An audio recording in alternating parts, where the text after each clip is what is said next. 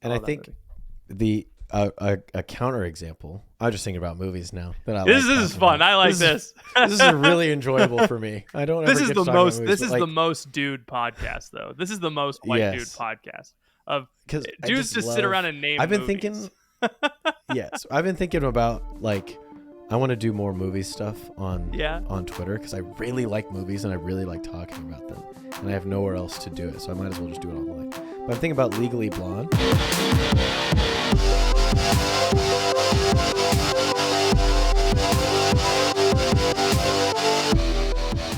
Welcome to The Crunch, the only podcast that was born on the 4th of July. It's your boy, Ethan. And I'm a Yankee Doodle dandy. Dude, what's your name? I'm Patrick, and this is The Crunch, a podcast where Ethan and I talk about two buds, talk about a Catholic topic, and mostly make jokes on the way. We're glad you're here. What were you saying?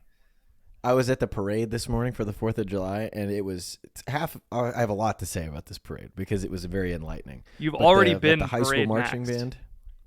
I've parade maxed early. I was up early, did my cold plunge, was watching videos of parades on YouTube while I was in the cold plunge. Got out to prep. Checked my 7-figure 401k, and then I went to the. That would suck.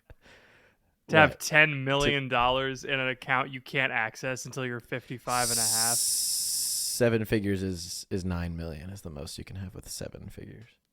Oh, wait. You said 7 8 figures? Yeah, I said heard, 7 okay. figures. Yeah. To have $9 million or $1 million in an account. Never mind. No, it's 9. It's 9. Anyway, I checked my 401k and then I went to the freaking parade. And there's lots of cool things, but when the high school band starts walking by and all the instruments cut out except the flutes and they start hitting the Yankee Doodle Dandy, I saluted like I was about to charge the trench. I was so amped up when they played. You think they had Yankee Doodle Dandy in the trenches in World War I? Well, they had little drummer boys going so. parumpa pum pum. That's what that song is about, right? No. Yeah. No, they definitely did that in the Revolutionary War. James has a good bit about that. You remember that? That bit where he's like, they were having fun in the Revolutionary War and the Civil War. They had a little kid with a drum, Yeah. There was 800 guys out of 10,000 dead because they get their foot blown off by a stray musket, but nothing goes to anything vital, No. They got one guy whose job is to tootle pip on the old horn. Yeah. And without him, the battle cannot be won. So I was really excited about them playing Yankee Doodle Dandy, and they heard me hooting and hollering from the sidewalk. I was having a great time. There were fire trucks. Dude, yeah. Peter saw the fire trucks. He was loving that. Time? There were a bunch of guys. It was like the guys from Indiana Jones 3 with the hats. You know what I'm talking about? Nazis? No, the other ones, different hats. Oh, Freemasons that are protecting. Yeah. Yes. Yeah. So there were a bunch of Freemasons, and the Freemasons kind of have a corner on funny little vehicles, which I didn't realize. Really? I don't know if you've ever been to a parade, but it's the Shriners start coming out, right? Yeah. And they're driving, and to start with, they're on motorcycles, or they're on normal cars, or trucks pulling floats, and then all of a sudden they're in dune buggies, they're in little clown cars, they're in those 3-wheeled motorcycles that drift around corners, like the big wheel, but it's a motorized big wheel, and they're doing wheelies on 2 sides of the thing, so they're up on the side doing wheelies. It was crazy, and they were all just Freemasons, and they looked like they were having the best time. And as I was watching it, I was like, maybe we should rethink our stance. Because the Knights of Columbus were after them. All they had was the swords. No, we gotta have a little more fun with the Knights of Columbus. We need to have a little more fun. And then right after the Knights of Columbus, so you have the big wheel Masons, and you have Knights of Columbus with the swords. And then right after the Knights of Columbus with the swords, there's just a car that just has some old guys in it. And you're like, what is that? And then you look at there's a tiny sign in Comic Sans on the door. And it just says Archbishop Beltran. And it was just a retired archbishop that was just in the parade. And I was like, oh, I was so excited. I was like, Cool. "Oh, guys, hey, look!" I was like, we were with all of our friends. We were like, "Oh, Archbishop, yeah!" Like we were cheering for him. Like everyone else is like, "Who is this guy? We don't know who he is." But everyone in our friend group, we were like, "I thought he was dead, low key." Dude, he might be. So to see him pop up in the parade was a treat. Just totally understated. You know, no pomp and circumstance. Just like a guy in a car. Good for him. Having a good time. I know. Comic Sans. I thought that was great. I think more bishops should be in parades. More bishops should be in parades. More Knights of Columbus should have motorized big wheels. Fewer Freemasons should have cool things, I think. Yeah. It was like Freemason, the Freemason Dune Buggy Club, the Freemason Big Wheel Club. They had a representative from the Freemason Bowling League. They had their own car.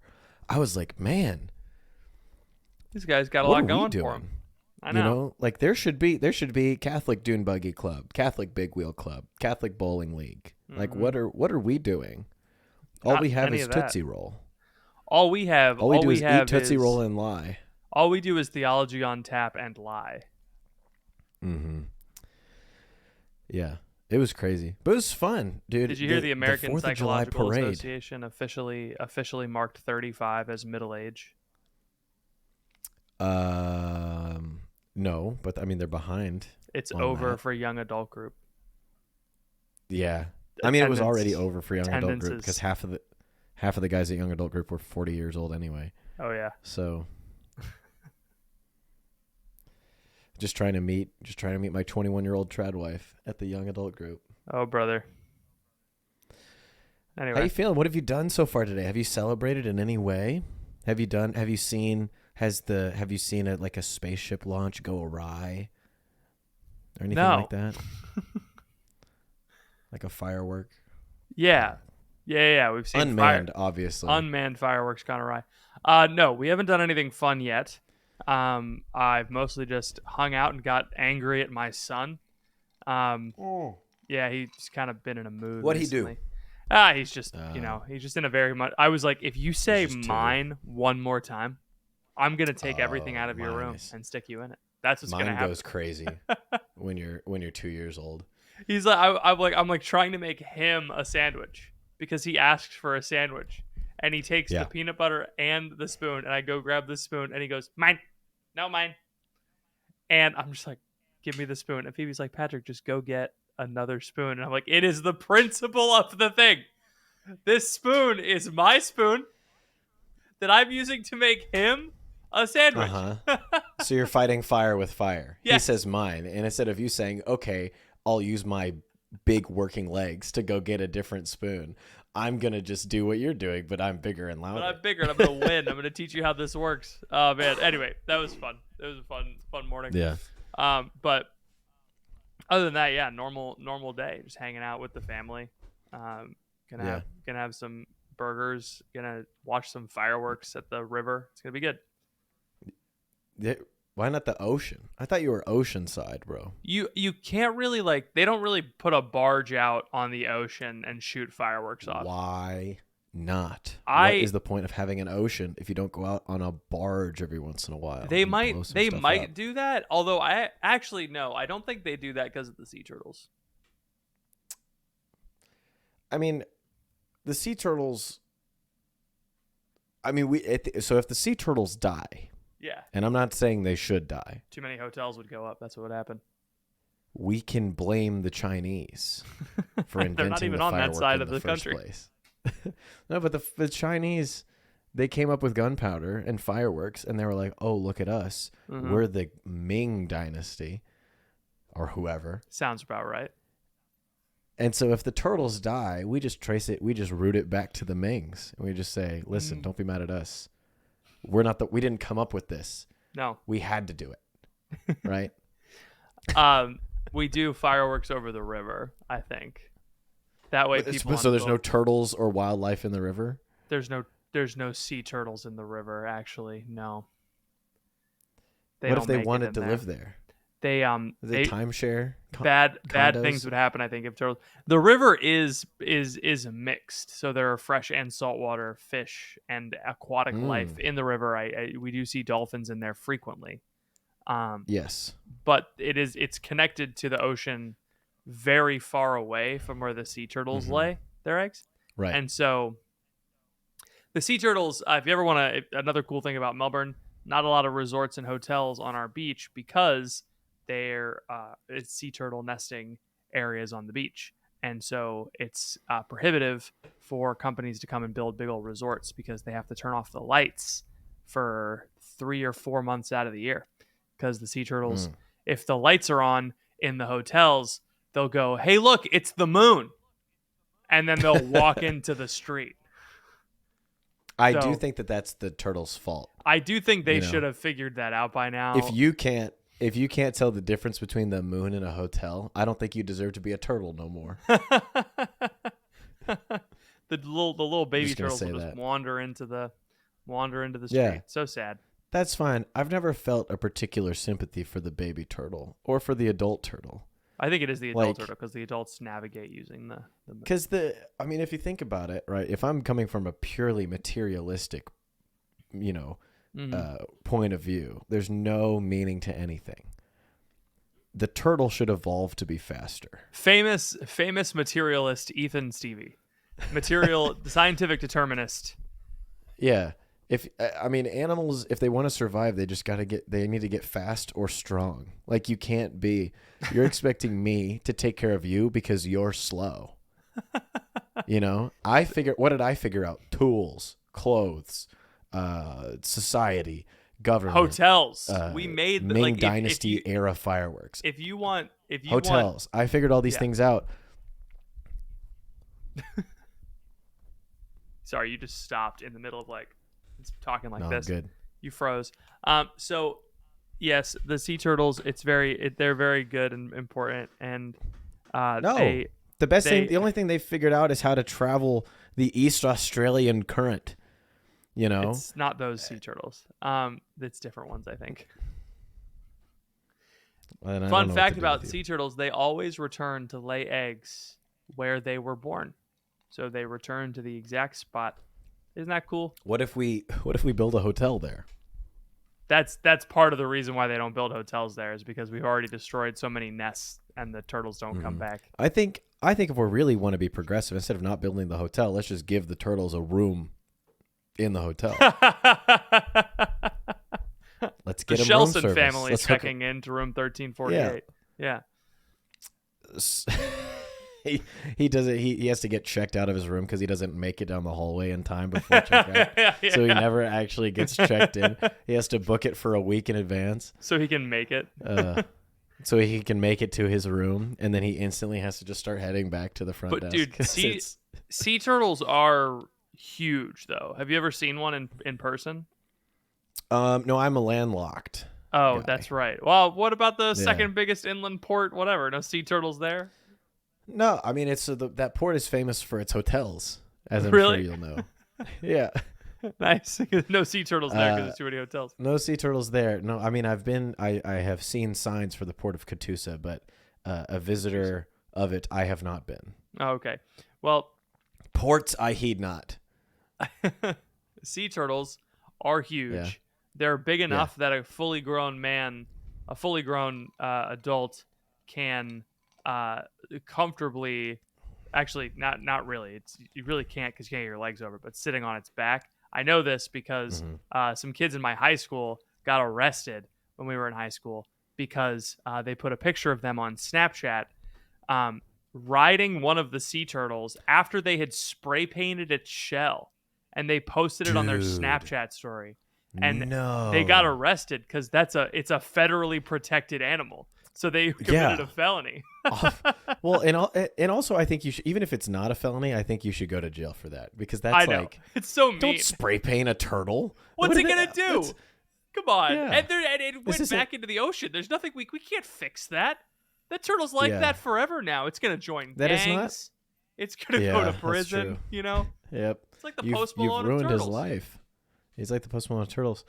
This is not like a graduation cap that you can decorate at will. Yeah, this is a real living being. Yeah, its own agency and its own purpose. I think. To me, the line of animal interaction where it stops, where you should not get arrested, is cow tipping. I think you can tip a cow over. Oh yeah, most and I definitely. think that's fine. I think that's okay. Yeah. And then if you, because as we know from the movie Barnyard, if the cows get mad enough, they'll just come back and they'll just top you out of your bed. That's so funny. It is really funny. So I think, and so the cows can fight back. The turtles, on the other hand, they can't fight back. Not a lot of. This is what I mean about their lack of development. Mm-hmm. I think all these progressives and these environmentalists need to start, let the turtles die, is what I'm saying. There are a bunch of cases. There are a lot of cases of the EPA or the act that during the Nixon administration, all the environmental actions that were done during the Nixon administration. There's a bunch of examples of protected animals all of a sudden becoming overpopulated and like the opposite happening. Yeah. It's a difficult balance to strike, which is why you just shouldn't mess with it in the first place. Yeah, just don't finagle with the animal population. En masse. It's like you gotta. Yes. You can't do it en masse. That's the problem. So we start doing like. You can do it on Wii. With like the little remote control and stuff like that. I thought ennui, like the feeling of purposelessness and. No, it was kind of I did a double joke. I went 2 for 1. 2 for 1. I jumped. I love a good 2. I jumped ahead. Yeah. Before we move on, I think the idea of a fully grown man is funny because it implies that there are some men that aren't fully grown. Yes. Well, we know this. Yeah. We know there are some not fully grown men. Yeah. I mean, they're all over Twitter, but like what would be like the line where you would stop? Where, like if a guy is an adult man and he's 5'4", like Taylor Marshall sized. I think nice. Is he not fully grown? I think the line for fully grown man is like right after Michael Cera.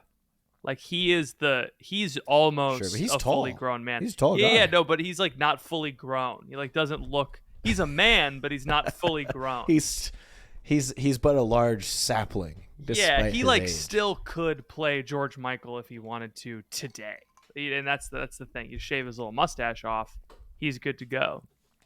I saw an edit of Michael Cera the other day, like a like a TikTok edit. Yeah, like a Sigma grind set edit of Michael Cera. I was like, this doesn't feel right. So funny. I love those.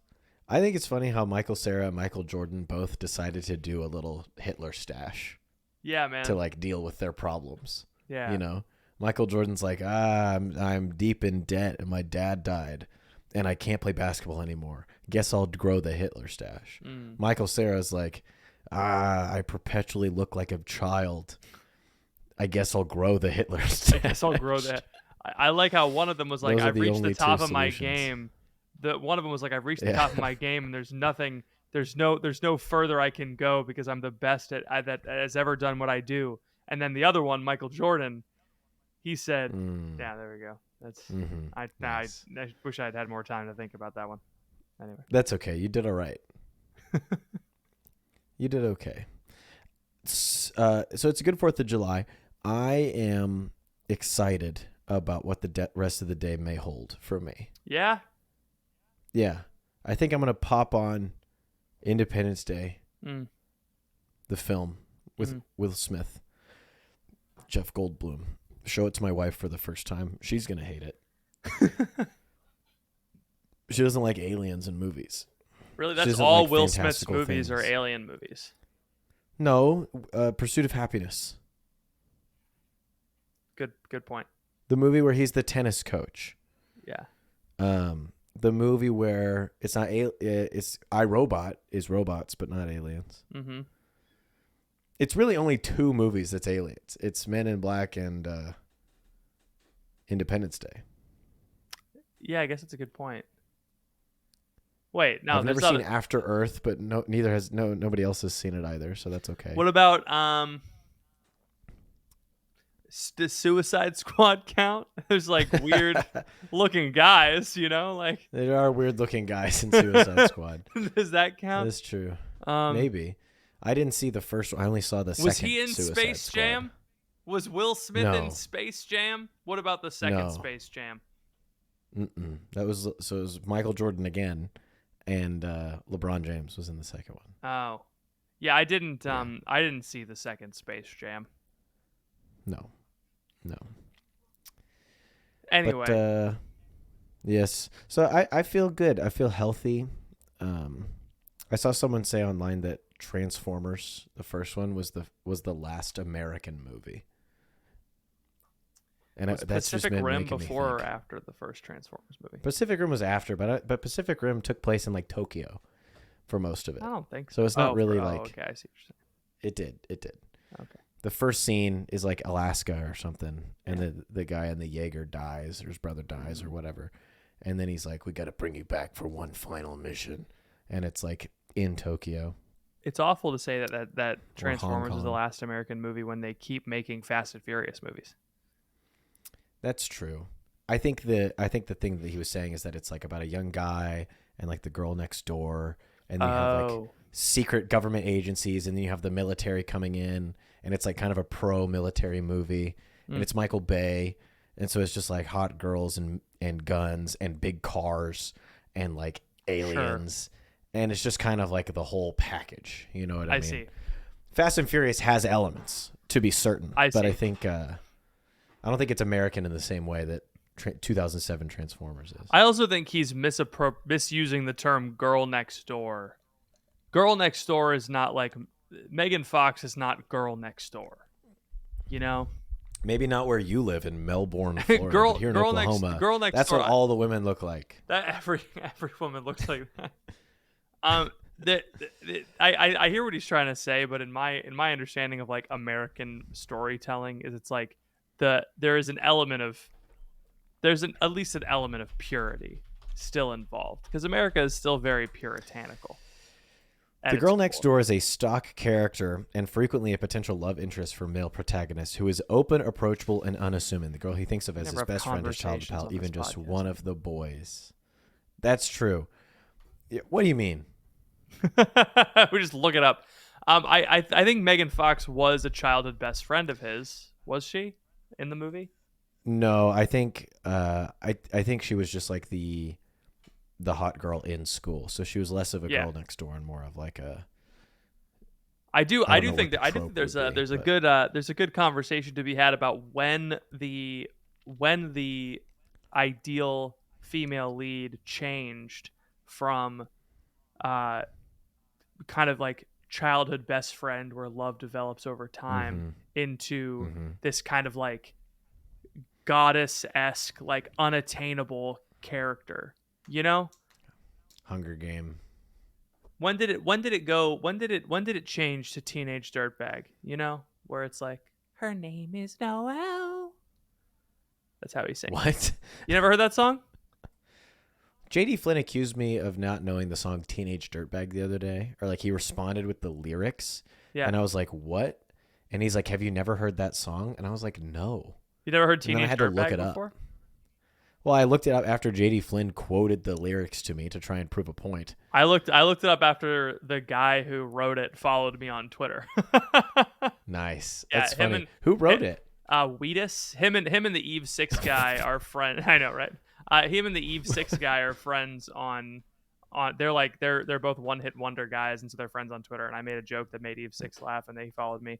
And then I had a conversation with Wheatus about it, and he was like, we're not on the top 10 list. And I was like, dude, you're on the number one. You're the number one song for one hit wonders in New Zealand. And he's like, bro, I got to go to New Zealand. I was like, yeah, you got to go to New Zealand. They love you there.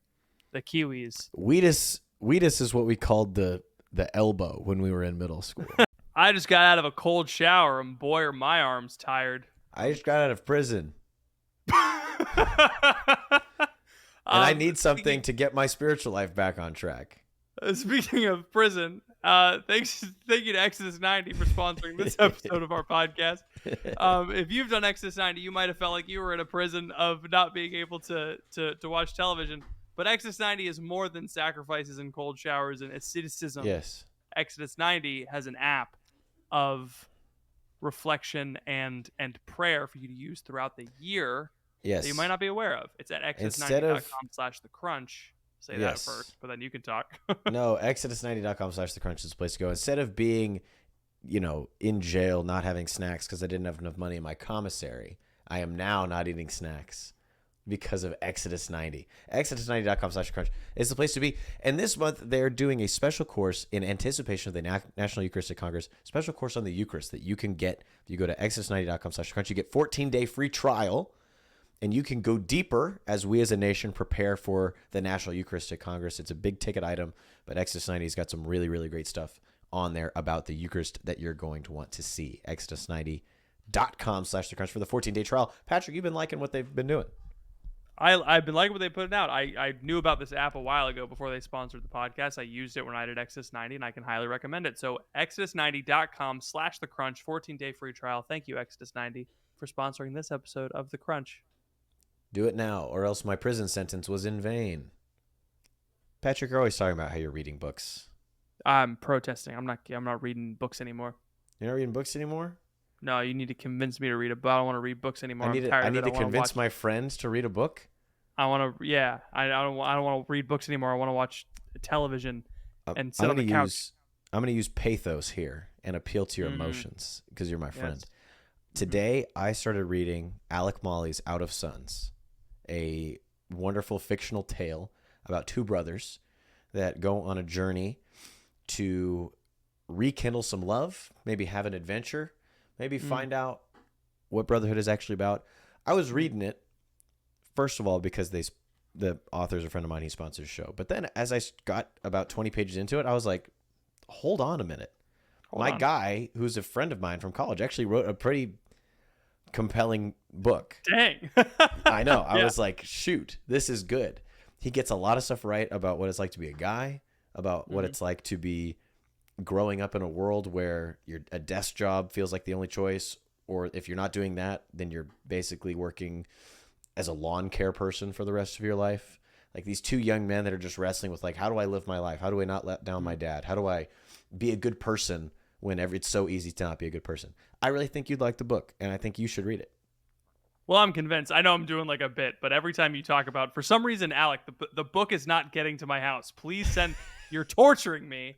I'm hearing about this book, and I'm like, honestly, I'm just gonna go buy it. That's actually, I've decided I'm just gonna buy it because first of all, it's I'm telling everyone else to do it, so I should probably do it myself. But yeah, I'm gonna go buy this book. You should all do it too. Out of Suns by Alec Mauly.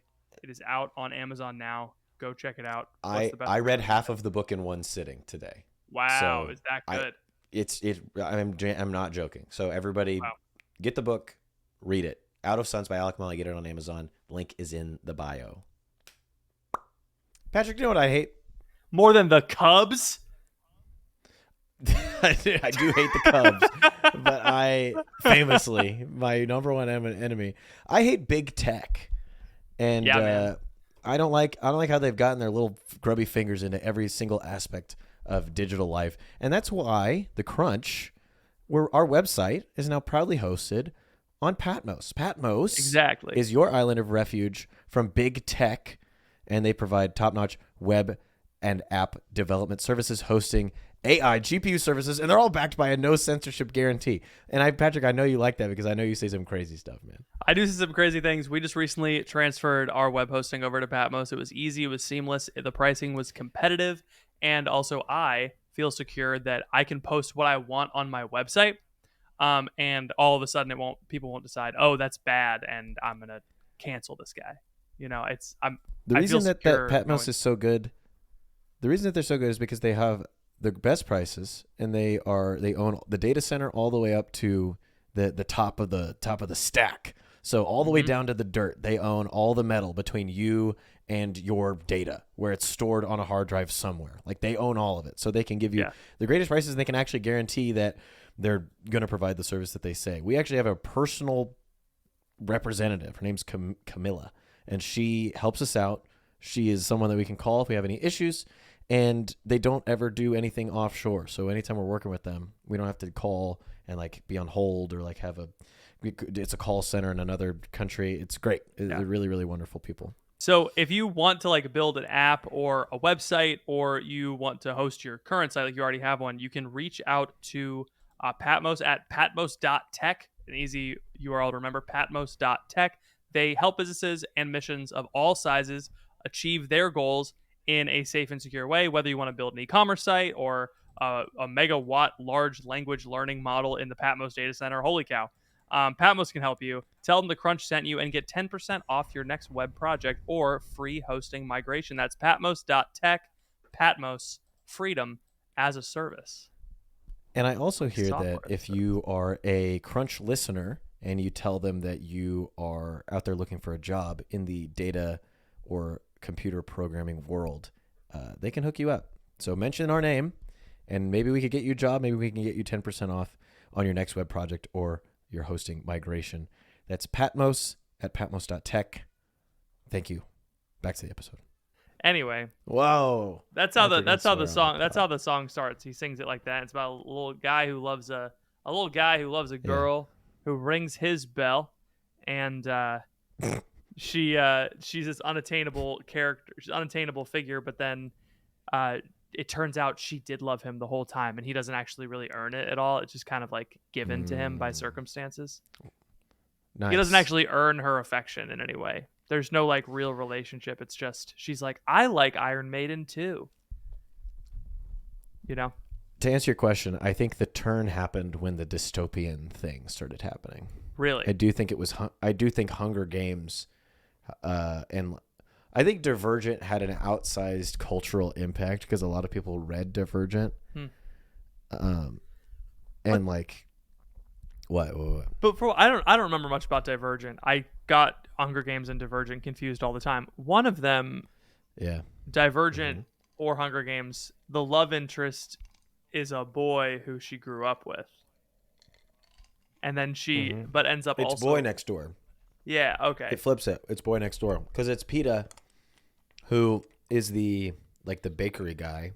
Yeah, he's a good guy, and he gives Katniss food when she's poor. And so, because he loves her, and which kind of sucks because you'd hope that he would give her food just because he's a good guy. You know what I mean? I just put this ice cube out. I don't know why I popped it in my mouth. Yeah, I don't know why he did that. All right, ice cube dislodged. It is kind of an inverse where Katniss is sort of the lead, and then Peeta is the boy next door, and Gale, the traditionally handsome, powerful man, is left to the side for the soy baker boy who instead of dying for his beloved agrees to a suicide pact on live TV. So crazy. Think about that. Yeah. I know. So that was the last Boy Next Door.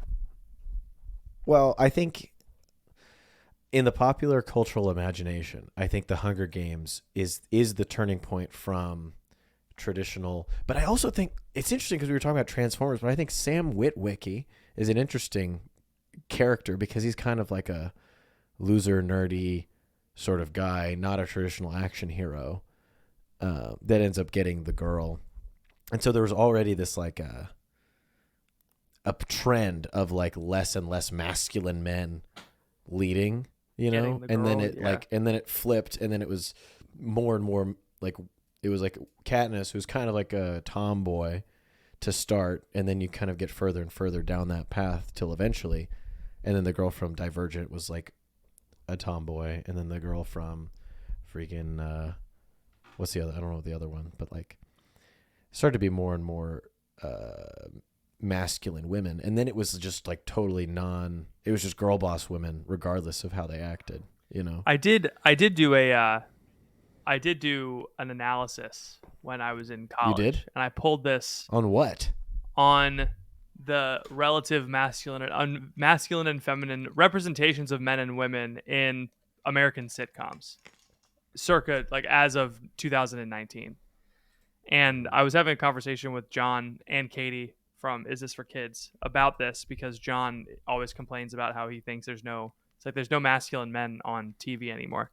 And so I pulled up the data the analysis that I did, and I had 10 different characteristics, whether someone was independent or dependent, whether someone was career driven or family driven, whether someone was, XYZ. And in positive traits, women outperformed men on all three sitcoms. I did it was a Big Bang Theory, Superstore was popular at the time, and Superstore. I don't remember. Modern Family, Superstore, and Big Bang Theory. And in all three television shows, the female characters, even though Big Bang Theory has like ditzy women and like, you know, and Superstore Penny's has whole like, thing is that she's the dumb hot blonde. That's exactly. her whole and yet characterization. Her character is still portrayed as more admirable than the men on the show. Mm-hmm. And the men were portrayed as more domestic, which was interesting. The women were not portrayed on as the domestic. Big Bang Theory, on all three, all overall. That's true. Yeah, that is interesting. It's kind of then it like kind of begs the question, because originally what I was thinking about today specifically was like, what's the most American movie? You know, so like somebody said like the last American movie was Transformers, and then we kind of have this trend of like an inversion of the traditional aspects of men and women. And I think that plays a big part in it. But like Raiders of the Lost Ark. You think so? Oh, that's an American movie. Oh, absolutely. Is it the most American movie? I think it might be the most American movie. Yeah. Yeah. I think Raiders might be the most American movie, because it's about an American man who's like a high level. He's the whole package, right? He's smart. Right. He's handsome. He's an academic. Agile. He's handsome. Yeah, exactly. Yeah. And it starts off in media res. He's doing something cool. Like that's a classic, an epic tale starting in the middle of a battle.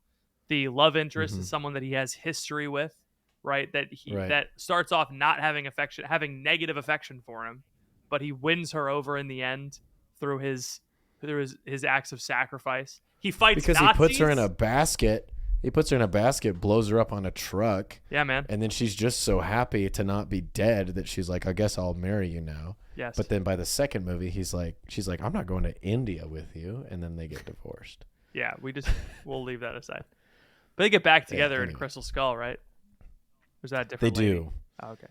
No, they do get back together. And then they kill her in the fifth movie for no reason. They do? Yes. Really? I didn't see the fifth one. They start off in the fifth movie. I just heard about this. In the fifth movie, they start off about like Sam Witwicky, not Sam Witwicky, but Shia LaBeouf. Made a lot of Shia LaBeouf. Shia LaBeouf. Is Shia in the fifth movie? Oh no! They kill off Shia.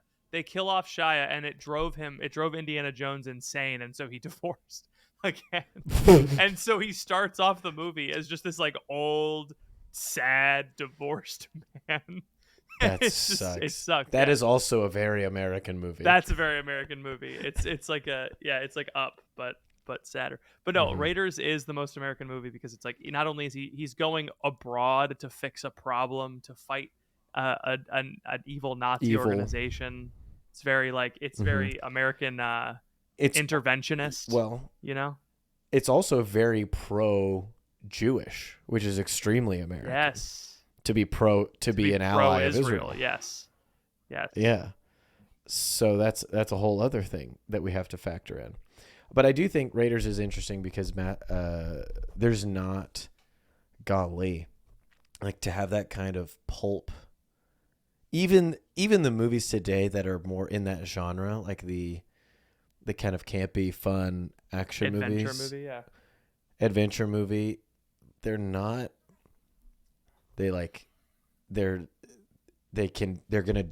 have Dwayne The Rock Johnson, or they're gonna have Ryan Gosling or Ryan Reynolds or whoever the guy is, you know, Mark Wahlberg, be the action star. But it's still, the problem is like you have to go to a certain like level of B tier, like Jason Statham action movie to have it be unironic, you know, like really. In the A tier, in the A-list movies that are adventure movies, it's like, I'm going to be a man, but I'm going to be like, I'm thinking about the most recent James Bond movie where he like is kind of apologetic or like kind of fumbling around in like his masculinity. Like he sees this young girl played by Ana de Armas and he's like trying to flirt with her and it's like weird and she's like kind of ignoring him and he's like kind of off of his game and like, he doesn't really know. It's like kind of poking fun at the whole, this is supposed to be a very suave, you know,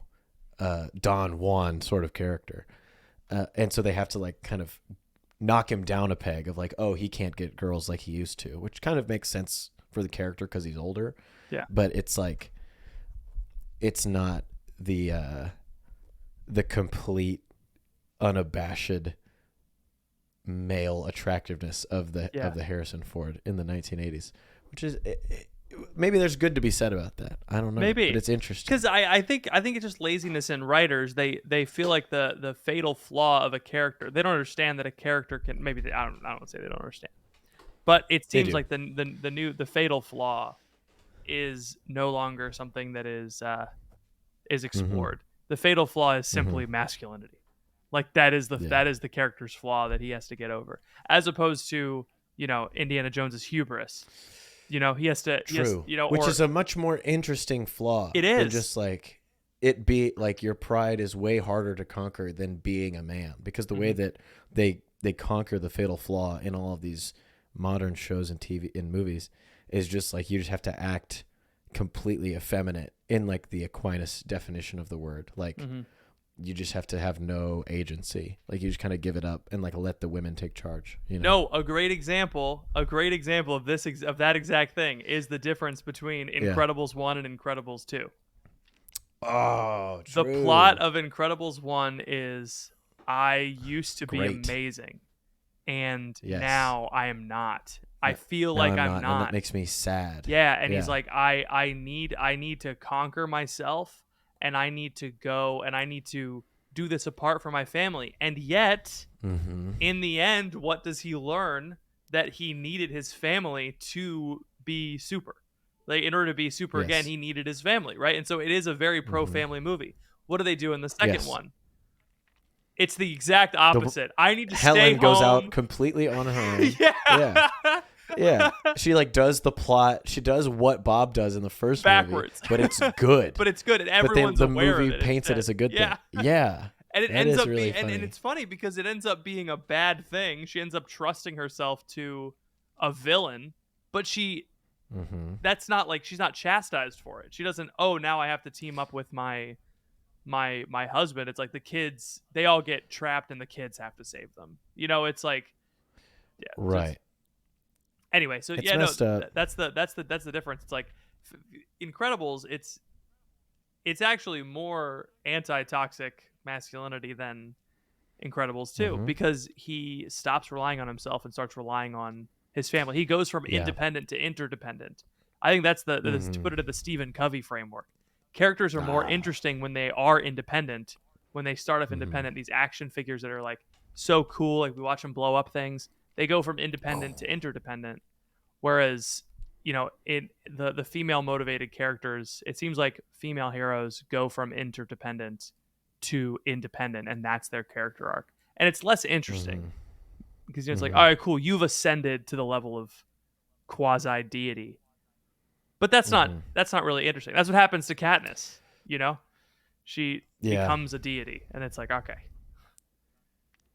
It's like I'm thinking about movies like The Devil Wears Prada, where you have Meryl Streep's character, who's like who starts there like at the deity level, and she's like the head of this fashion company, and everybody's afraid of her, and like her isolation and loneliness pushes her away from other people, and then over the course of the movie, she like learns to be friends with Anne Hathaway because of Anne Hathaway's like bumbling idiocy.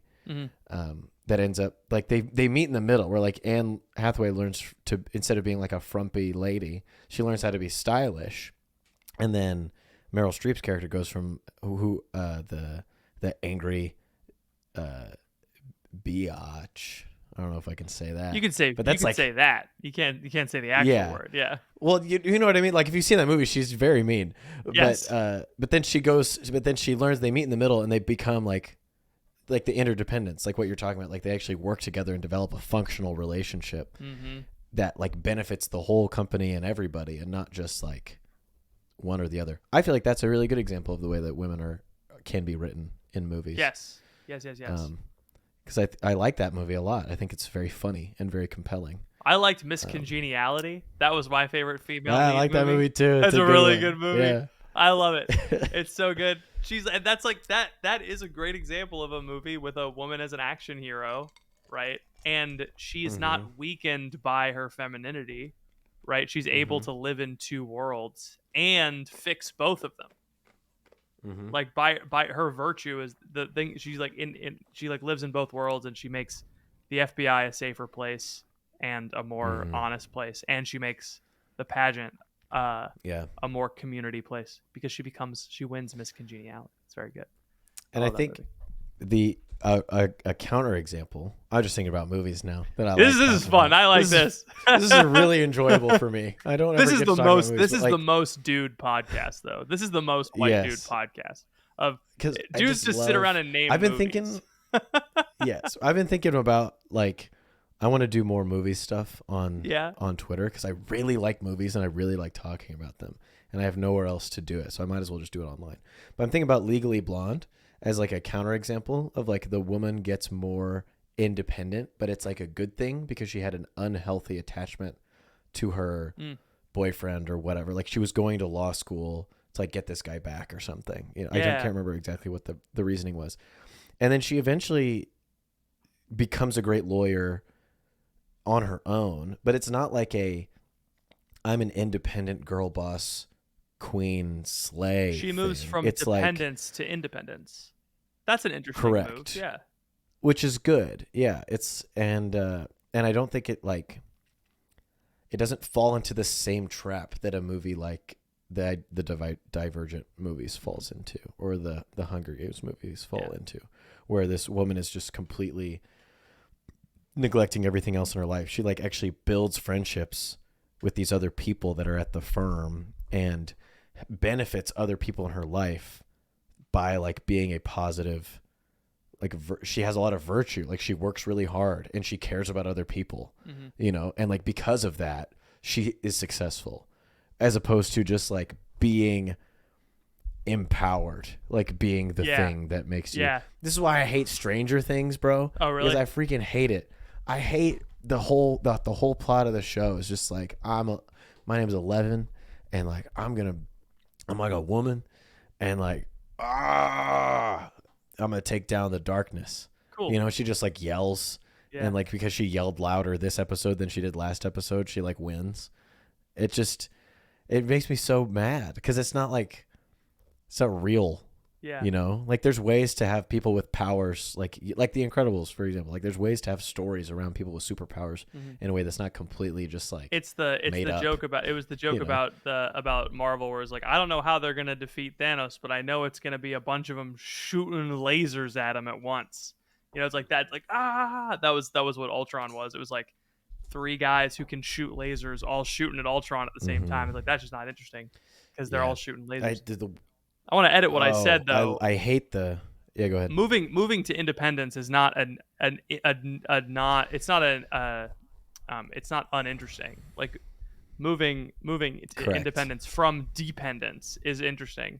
I just think it's sad when like a character moves backwards. Like I think that's what happened with Elastigirl. She was in the end of Incredibles, like the family's working as a team, and in the movie she ends up going backwards, and that's like celebrated. Right. Yeah. Same with Inside Out. I think same thing happens. I think that another modern movie that makes me, I don't know, I'd have to rewatch it to get the exact. I don't know if it applies as well. I'm thinking about The Menu, which I don't know if many people have seen, but it's got Anya Taylor-Joy in it, and she plays a call girl who gets brought on a very fancy date, and everyone dies except her. Actually, she doesn't really have much of her whole character is like, I'm fine with being a call girl. Yeah. And then it just ends that way. So she doesn't really grow. It's kind of like she's the center of the movie and a bunch of crazy stuff happens around her. So that's not as good of an example. That's where she orders a cheeseburger. Movie. She orders a cheeseburger and she eats the cheeseburger. And she lives. Yeah. Which is fine. You don't necessarily need to have the main character have an arc for the story to be good. You know? I disagree. Like, I think you can... the arc doesn't need to be personal change. Correct. I guess, like, the main character can still go through something, I suppose. Like, the experience can be the story rather than, like, something internal. Yeah, and I also, from what I understand, the main character is really the chef in The Menu. That's true. That's a good point. She's just the audience surrogate. Yeah. Yeah. Yeah. Yeah. Anyway, so I'm trying to figure out what movie to watch tonight with my family. My mother-in-law's in town. Raiders. My wife's in town. Raiders. Watch Raiders. Dude, it is. I think Raiders is a great American movie. Ocean's 11. I like Top Gun. Somebody said that, and I was like, I asked for great movies to watch on 4th of July in the Discord, and somebody said Ocean's 11. I'm like, not great movies for me to watch on 4th of July. Yeah, just like family. I will always enjoy watching. Yeah. I don't think Ocean's 11 is a great 4th of July movie because it's I do think it's very American, but I also think it's not the right kind of America that you want to celebrate. No. Yeah, it's a little better. But it does have the sort of the underdog taking on like the big capitalists and then taking him down and getting the girl. Like there's great elements to that, but I'm thinking like The Patriot by Mel Gibson. Ooh, yeah, that was a good movie. Yeah, I want to watch that. 'Cause I don't think I've seen it all. I've seen like parts of it on TBS, growing up. I've seen some or memes TNT or about whatever. Yeah. Yeah, that's a good movie. When are we going to get Mel on the podcast? I don't think there's a good option. I'd love to get Mel on the podcast. Mel Gibson went on Avoiding Babylon. Mel. So yeah. We could probably also, I made that tweet about Catholic podcasts, which is so funny because I did not expect it to get the amount of attention that it got. A lot of people hated it. A lot of people hated it. Which is so funny because I thought it was just like a universally known thing that like Catholic podcasts aren't very good, including ours. No, people don't think that. It's the butterfly meme where it's like somebody makes something and just slaps the word Catholic in front of it, and then this is this good? Like that's the. They're like, what about Bible in a Year? What about Bible in a Year? It's not a podcast. That's not it's an audiobook. That's not a Catholic podcast. Like you guys know what we mean when we say Catholic podcast, Yes. Anyway. People are like, well, but what about the ones with priests and nuns? Those are bad too.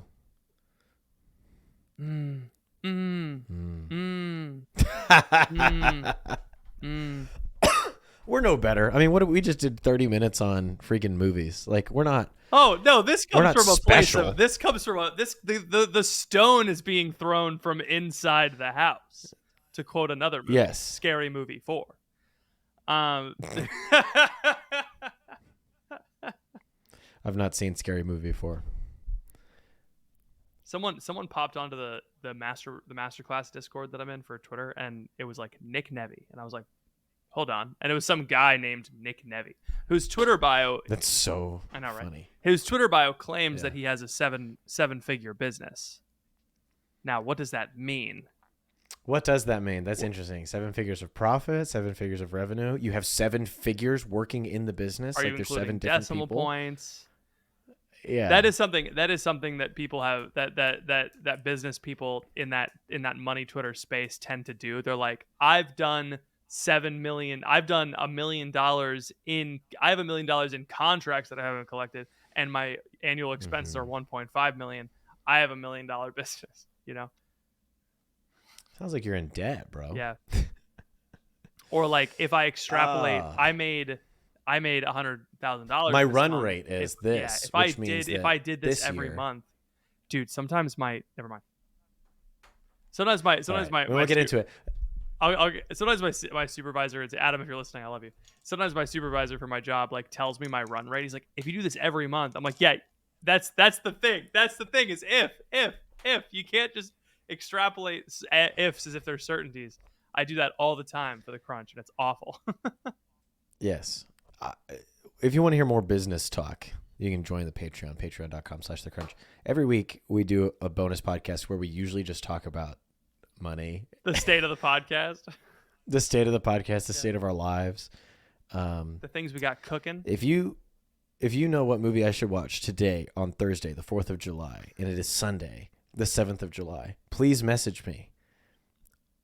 I'll put it on my list for next year.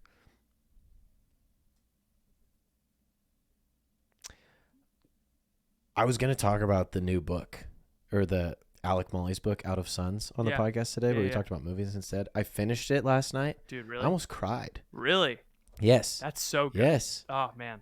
I know. I was like, just very impressed that someone who this is their first ever book that they wrote was able to like effectively get me to emote. It's hard to do that in a book. Brandon Sanderson's first book made me mad. Really? Because it was not good. Which first book? Elantris. Oh, I never read that one. Yeah. So then I read this other guy, and I'm like, having a meltdown. Someone over cutting here. onions in here. I need to go talk. I need to hold it's my great. son. So I know we've already advertised it. You've probably heard the ad already, but please order Alec Molly's book, Out of Suns. Al, can you send me the PDF? Thank you to our other sponsors. I'll just buy it. Send them the PDF. Thank you to our other sponsors, Exodus 90 and Patmos Hosting Solutions, for sponsoring this episode of the Crunch Catholic Podcast. You guys are making it all happen. Patrick, do you have anything else for the people? I am proud to be an American. A lot of people think it's cool nowadays to hate on America. That's a midwit. All right, we should be proud to live in the capital of the Empire of America. Thank you all for listening. Please pray for us. We will be praying for you, and we will see you all next time.